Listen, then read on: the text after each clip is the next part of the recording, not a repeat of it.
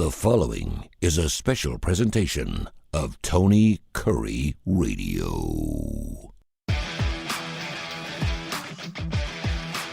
Welcome, everybody, to another edition of Keefer and Kurre. It's where Kip Keefer and Tony Kurre talk about, well, nothing in particular, just whatever comes to mind. And I always preface this when I have a topic because Tony and I started off this, and you might have heard it a couple weeks ago. And if you did hear it, I apologize. But for those that are tuning in to us that don't know, we used to have this all figured out. We're going to talk about this or that. And we actually even kicked around a few different ideas and things. We just junked that a few months ago and said, you know what? Somebody throw out a topic and we'll talk about it. Because Tony got into the habit of just having us roll during our kind of casual times. It's our best stuff. It's our best stuff. When we sit there and just shoot the shit, it's our best stuff. So I'm like, we should be rolling all the time. So yes, that's where we're going. I remember you saying after you finished the shows, I wish I had it rolling the first part. The first part we talked about when we weren't recording was even better than what we talked about. So we kind of learned our lesson. All right, Tony, I need some help today from one of the most experienced, iconic broadcasters in this city's history, and certainly your broadcasting roots go back to when you were a mere child, basically, messing around at the radio station when you were in high school, and you've been in this for a long time. And I've been on the periphery of it in terms of I've always had shows on radio or TV for the entirety of my career. And it's one of the great blessings in my life that I got into an industry in the marketing area where I could justify always having my broadcast roots, because as a young man, I was destined to become the next great play-by-play man. I should have been Al Michaels or Jim Nantz or, whoever you might want to mention. Brent Musburger, et cetera, et cetera, et cetera. I learned how to talk by listening to those guys. I was born in Washington, D.C., moved to Atlanta, never developed any kind of Southern accent because I patterned my speech after network, NFL, and college football announcers. Yes.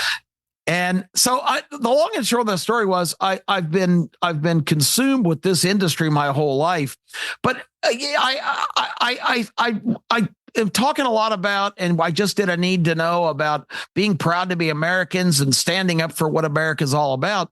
And the First Amendment is critically important to any foundation of what this country stands for. You have to be able to speak your mind, and you have to not be inhibited to speak your mind. And Tony, it bothers me, and I just want to get your knee-jerk reaction to this, because this is just a couple of people that have touched a nerve with me, and I know I should ignore them and I should be bigger than this, but they used a couple of words that really stung me. And I have been informed that my Saturday and Sunday sports shows, where I give a strong opinion every week on everything happening in college football and sports on the larger sense, that I have been, quote, insulting numerous people all year with my broadcasts in the sports arena. So I need to hear from you, A, how I should just not even let that affect me, but B, do you find anything I do insulting? I find everything you do insulting, and that's why I love having you on Tony Kurre Radio. Listen, I saw this like 3-4 years ago when I sat down, and what did I just say to you this morning? I said, we always have a nice little discussion before we start our show. Sometimes it's about our personal lives, sometimes it's about our professional, whatever. And I said, it's amazing that you and I have not crossed paths earlier in this. We're both in our 50s. We've both been doing radio for 40 years. And when you look at our backgrounds, they mirror each other in a lot of different ways. And I'm really surprised we haven't run into each other a couple of times, some green rooms or maybe some backstages of some particular shows. And I said, it's just amazing. And so I feel you, but I also realize that, if the phone's not ringing in the GM's office, you ain't doing your job. Yeah. And all you got to do is go, look at, the Howard Stern movie and tell me how that turned out. Now, obviously, it doesn't turn out that way for everybody. You don't get fired. The old saying is, if you don't get fired at least 3 times in radio, you're really not a radio person. I've only been fired once, so I guess I got 2 more times. I'd have to fire myself at this point since I'm self-employed, which I might do, by the way. You got to push the buttons, and now we live in this vanilla, Manila, Don't piss anybody off, laid back type of sort of thing. Whereas one voice can always be the loudest. You know as well as I do, phone calls are as important as you want to make them. Paul Feinbaum's entire career has run off of phone calls. Absolutely. He is an anomaly. He is the outside. He is the extreme. It just doesn't. Go find another radio show where they take phone calls as much as he does. It doesn't exist. It's the only one he's got. And he's been doing it for 35 years. It's taken 35 years to build what he's got, to know exactly what's going to be spewed out, who's going to have the take, and why he should put them on national radio show. And he's masterful at it. We had him on our show this time. He's the best at it. And no one will ever come close to that. And most people don't want to come close to that. Most people like to give out their opinion like you do. I say the most amazing thing about you is I've got, look at this, man. I mean, I've got pages and pages and pages of notes that I have spewed all over. I wish I could turn the camera around on my desk. I mean, it is an absolute mess. It looks like It's a Wonderful Life. It looks like George's desk, at the bank where the stuff is piled up high, and the only thing it's missing is a damn crow. I should have a crow in my studio somewhere, getting in through my papers. I have to have those things in order to put on a successful show. You don't. You can sit there. I can say immigration. Give me 30 minutes on immigration, and you can go 30 minutes on immigration. It's the most amazing thing I've ever heard. It really is. And I worked with a lot of people, and I worked with a lot of great people on radio. It's unlike anything I've ever heard where you can just go for 30 straight minutes. Now, is it the greatest radio I've ever heard? Sometimes. Is it the best radio I've ever heard? Most of the times. I mean, it's really good stuff. And so what I really like is the fact that you can get something instilled in your brain, and you can allow the sun to shine on in multiple different ways. And so that's how you grow. That's how you go. I know for a fact that you may say, this is where I want to end up, and this is where I'm starting, and you never even get close to over here. Yeah. But that's what makes the show so good. So by doing that, you piss people off. I've always said that, any promotion is good promotion. If people aren't calling in, I have a guy who used to call me every single day at 5 o'clock when I was doing classic rock radio. And he'd call me every day at 5 o'clock, 741 rock, 741 roll. Those were our lines. Thank goodness he never had the hotline number. And I'd pick up and I'd say, classic rock 99.5. Tony Kurre, you suck. Oh. You suck. You always suck. You've always sucked. You're always going to suck. That happened for 20 years. Every day at 5 o'clock, I would laugh at it. I would say, hey, that's great, man. Thanks for calling in. I'd hang up on the guy. I'd say, hey, listen, can we get a cup of coffee sometime? Would you like to meet me in my church so I could find out who you are? Hey, listen, this has been going on for 10 years. It's really funny. I started putting the guy on the air. I just put that on there. Hilarious. You'd hear the song end, Boston would end, More Than a Feeling, and you hear this guy going, Tony Kurre, you effing suck. You just suck. And then it would go right into classic rock 99.5, and it'd go right into another song. I was using it, but every time I played it, every time he called, every time I'd get anxious because it was coming up on 5 o'clock, it would just tear my heart out. It would tear my heart out. And people are like, dude, you're number one, not only in Birmingham, you're number one in the country. Everyone knows you. Everyone thought I was going to be the next Howard Stern. They did. I was huge. I'd done the billboard thing. I'd done everything. And that one phone call every day just tore me up. And I don't care if it was a Friday in 1988 or a Friday in 1998 or a Friday in 2008. The guy never missed a day. Never missed a day. We could have phone lines. Sometimes I would set up things, and this is my fault, but sometimes I would set up, hey, call me with your best ideas for this, blah, blah, blah, just because we only had 2 lines. That way I could clog up the lines so he couldn't get through. And I would do it like 10 minutes till I go, okay, call me, who's best, Nick Saban or, Bear Bryant, whatever, just the most mundane, stupid stuff, just to get the phones flying hot, right? And he would always get through. I would go, okay, there's no possible way. It's 10 minutes till 5. The same lines have been ringing for 10 minutes. And I'd go to that line at 5 o'clock. Tony Kurre, you suck. You suck. I mean, he wasn't coming from the general manager's office. I don't know how the hell he got through. He got through every single time. On my phone lines, like if we were giving away $50,000 and the lines were clogged up from 3 o'clock on, which they are. My God. He was always on. He was always on. And I still remember it. I still think about it. And it still bothered me, man. And people are like, get over yourself, dude. You know what you're doing. You know what? But it hurt me. It hurt me. And it bothered me that this guy got to me so much. There's only one other individual that did that. And he did it on Twitter. The guy still doesn't have a follower. He has 0 followers and has just done everything he possibly can do to try to manage and destroy my life as a professional. And obviously the best way to do that was to get off terrestrial radio because there's no way they can find you when you do your kind of thing. But you're back in terrestrial radio now. So you're back in that realm. So you're back where you are prey. The vultures will come down and get you. All I can tell you is if you're not pissing people off, if you do a 4-hour show and the phone lines are dead, you're in trouble. Well, let me give you the background of why I find this so ridiculous, because it turns out the more I read my criticism, which I put myself out there. I accept that there's going to be people to disagree with me, but it appears that this guy is really affected by the fact that I trash and call out and don't like the Big Ten. This is obviously somebody from Michigan who has somehow found his way down here. And Tony, I do 2 football shows on the weekend on Jocks 94.5, where you were a mainstay for so many years. I do those 2 shows, and we make no bones about it. This is an SEC football show. Yep. This is an SEC country. We are in Birmingham, Alabama. The SEC office is here. Yeah. So I've only responded once because I don't think he justifies a response. But I said, dude, I'm doing an SEC show in Birmingham, Alabama. Do I purposely trash and provoke opinion about the Big Ten? You bet your ass I do. That's part of the show. It's part of the shtick. Last year, a guy called and told Terry Quillian, my co-host, and I, you 2 are the biggest SEC homers of all time. Yes. And you know what she said? What's that? She said, well, thank you. You know what? I'm going to put that on my headstone. Here lies Terry Quillian, the biggest SEC homer that ever lived. She took that as a compliment, I'm sure.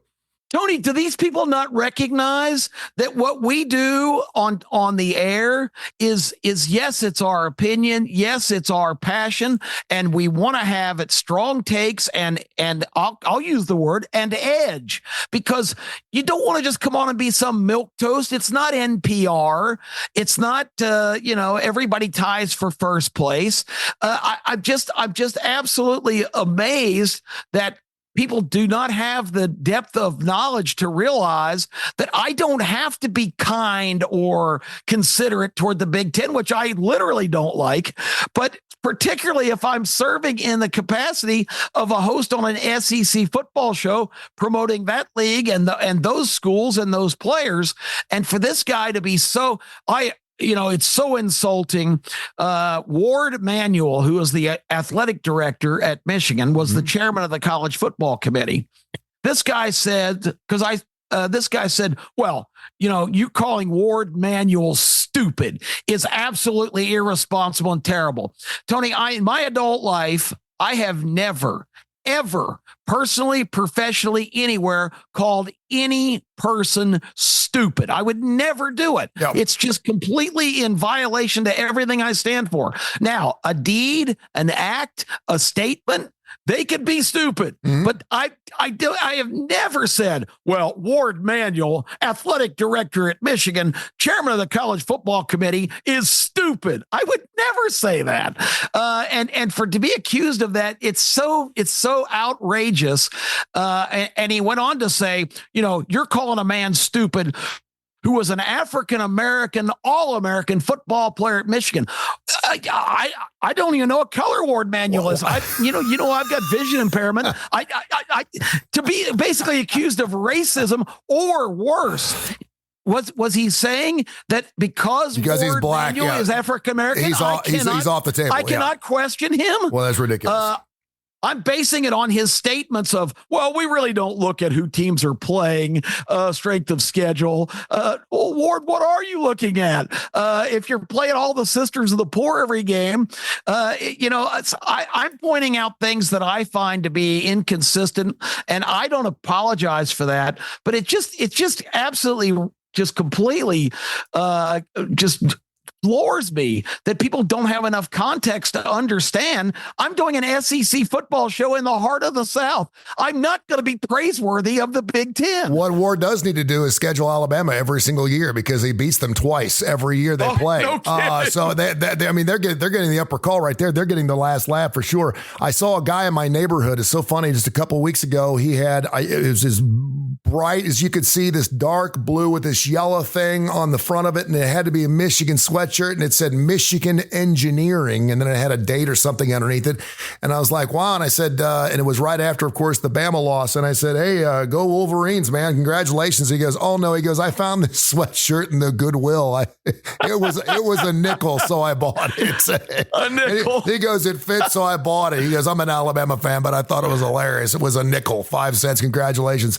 No, yeah, listen, and what I think what they're feeling too is this. What's coming up next year, basketball season? We may have the first ever all SEC Sweet 16. Final, and maybe even Final Four. Yeah. Well, Final Four is the Final Four goes without saying. Obviously, it'd be really difficult to have an all Sweet 16 SEC. But I mean, right now we've got 15 teams in the top 60. We got 4 in the top 6. The SEC, and now they go into conference play. This is March Madness, and it's happening in January. If you want to go play in the SEC, I know the Big East used to be like this several years ago. The ACC was like this, where night in and night out, and I love it because, I'm a Xavier Musketeer. Man, every single night it was Georgetown, it was Villanova, it was just one after another. At Butler, it was just, these teams, and now the SEC. And think about this, man. We may actually say one day that Auburn is a basketball school. You could almost make that argument now that Auburn, and you should take it. You should ride it off into the sunset. You should take that. If you're just like, no, Auburn's always going to be a football school. I got news for you. You're having a lot more success in basketball than you ever had in football. You have a better shot at winning. And I can't believe I'm saying this. 10 years ago, you would say it crazy. Alabama and Auburn right now have a better chance at winning March Madness than they do a national title in college football. Absolutely. And people are like, no. I'm it. not saying Alabama's not a football school. I'm not saying they'll always be a football school. They will be. But I'm saying right now, Alabama and Auburn have better shots at winning a national title in basketball than they do in football. And I don't think I would have ever had a chance to say that in my entire life. That would have been one of those questions. That would have been one of those, will Tiger Woods ever win a major again? He could be 83 years old. And there's probably a line on that somewhere. So, if the Big Ten folks, the self-planners come down there, they can't get over it. The thing is, though, does he keep calling you back? Does he keep calling you back? Does he keep? Well, this guy doesn't even have the guts to call. This guy's all online. Okay, well, that's even better because then you can tag him down. But what I'd say, and I'm a kill him with kindness guy, I love to see what people tick. And listen, when you've got one person, and you go ask Paul about this too, Paul wasn't always off the board either. People used to come after him all the time, and he used to play their phone calls. And those are the ones that actually build him up. They continued to pound him to the point where that thing turned into, it was like 2 tectonic plates hitting, and Paul turned out to be the mountain in the middle. And he's ridden that mountain all the way to the bank. So he's done really well. So let those callers, let those idiots, let those stupid callers call in with all the vitriol crap they want and just use it to your benefit.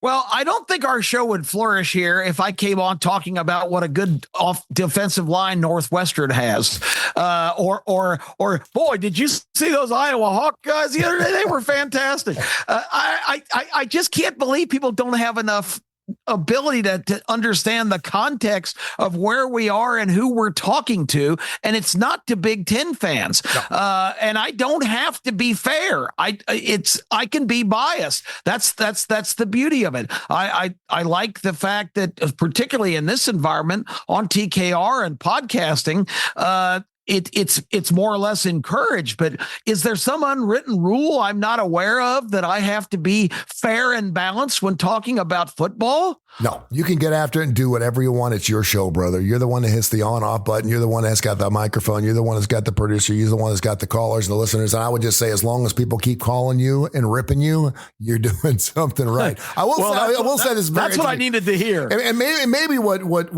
because you got to ride it while you got it, right? And we look at the SEC in baseball. We look at their basketball program, certainly in football. I think was it 6 of the last 10 national champions? Have been 19 out of the last 26.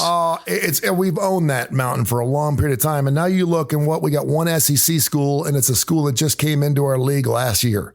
Or this year, depending on how you look at that, being the Texas Longhorns. A lot of people were saying, outside the worst team out of the Final Four. I think any team has a shot. And then you look I don't think roster-wise they are. No. I think they got loads of talent. Well, you'll learn more about that on the starting lineup because we're going to break that down on Saturday. But you look at the other three schools, Penn State, Ohio State, and Notre Dame. And what have we been saying for years? We thought Notre Dame should have been a Big Ten school 15, 20 years ago. We always said Notre Dame's going to get into because it's a fit, right? And so what they do, they end up playing an ACC schedule. Go figure. So, I mean, you can make an argument that 3 of the Final 4 teams are actually Big Ten schools. Or you can make any argument you want. But, until Michigan, and again, maybe he's about 2 or 3 years short because now that Harbaugh's gone, I don't think Michigan ever wins a title again.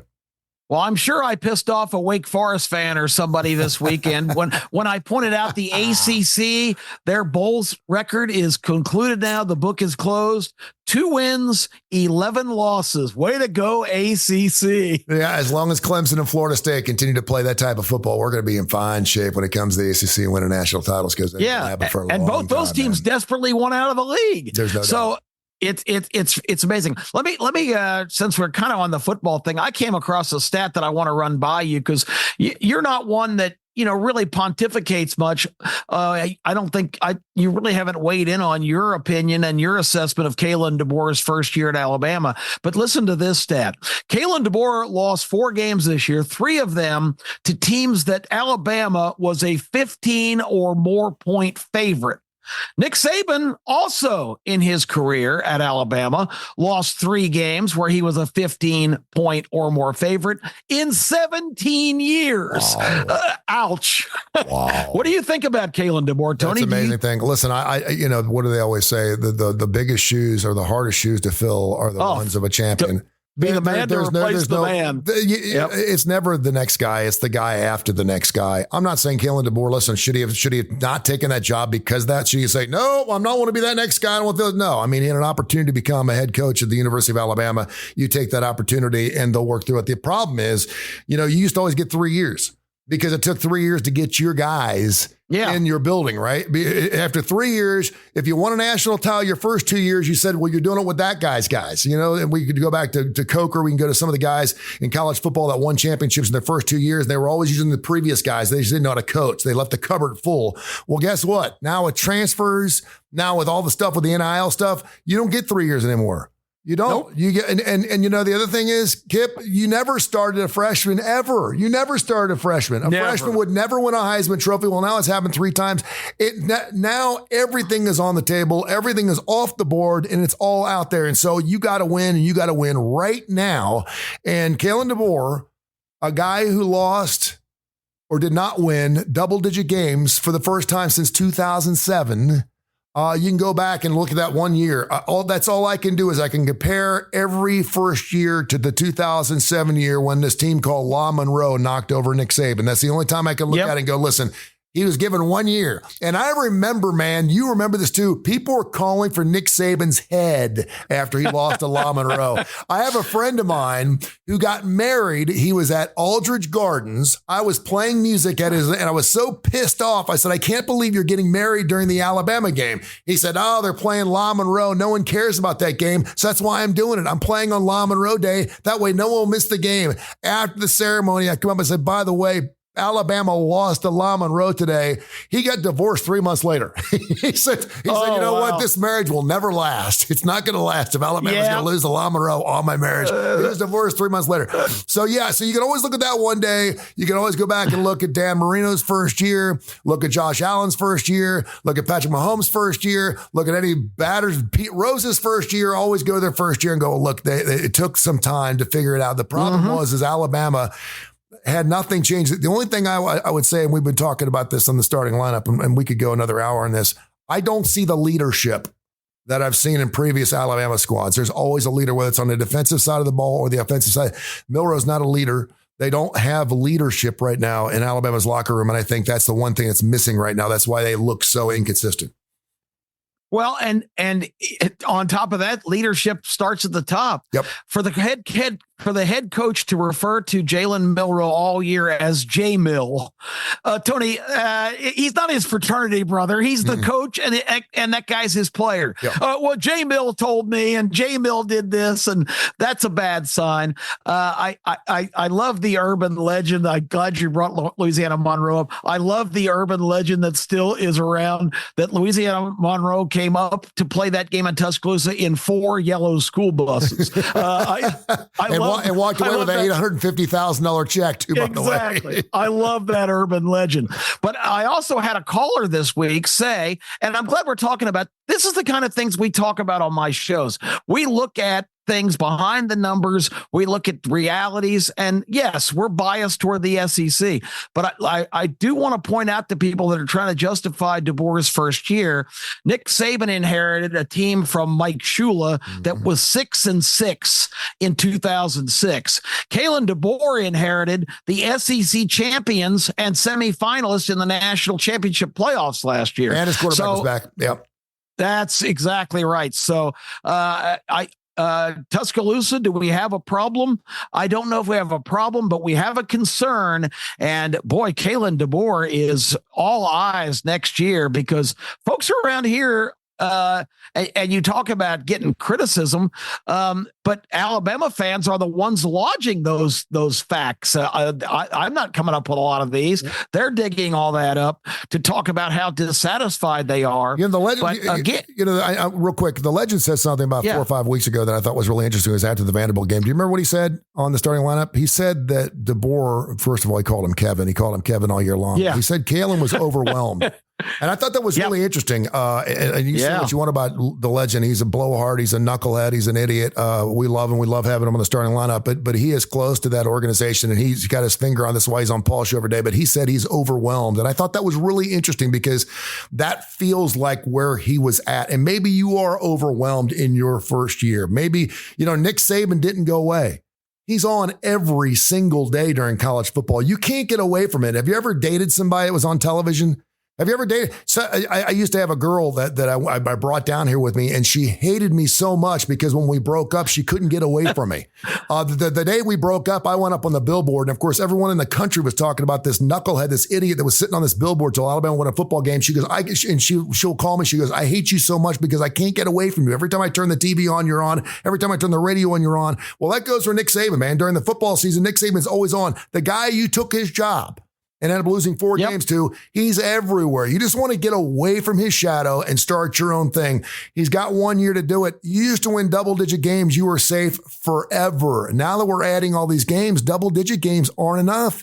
You win 10 games in a row. We used to go, he's won double-digit games in 13 his first 14 seasons. It doesn't matter because you turn into the new 2024 Tommy Tuberville. He was good for 8 or 9 wins every single year. Add 3 more games. He's Tommy Tuberville. He's good for a 10-win season. If you're Northwestern, if you're Wake Forest, if you're Rutgers, 10 wins is if you're great. winning 9 games, yeah, you're getting yourself a raise. But if you're at Alabama and I'll say a 2 at Auburn and you're not winning 11, 12, and now 13 games a year, you ain't in. And I'm telling you something else that really is playing hard on the Alabama fan base.